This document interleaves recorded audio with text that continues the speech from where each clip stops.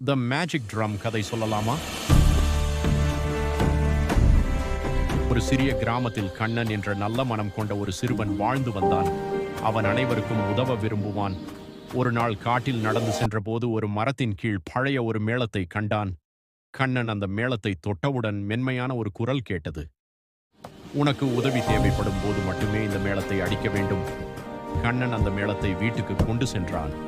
அடுத்த நாள் கிராமத்தில் மழை பெய்யவில்லை. பயிர்கள் வாடத் தொடங்கின. மக்கள் அனைவரும் கவலையடைந்தனர். கண்ணனுக்கு மேளம் நினைவுக்கு வந்தது. அவன் மெதுவாக மேளத்தை அடித்தான். உடனே கருமையான மேகங்கள் கூடி மழை கொட்டி தீர்ந்தது. கிராம மக்கள் மகிழ்ச்சியுடன் நடனமாடினர். சில நாட்களுக்கு பிறகு ஒரு காட்டு யானை கிராமத்திற்கு அருகே வந்து அனைவரையும் பயமுறுத்தியது. கண்ணன் மீண்டும் மேளத்தை அடித்தான். யானை அமைதியாகி மீண்டும் காட்டுக்குள் சென்றது. கண்ணன் அந்த மேளத்தை ஒருபோதும் விளையாட்டுக்காகவோ சுயநலத்திற்காகவோ பயன்படுத்தவில்லை. மற்றவர்களுக்கு உதவ மட்டுமே பயன்படுத்தினான்.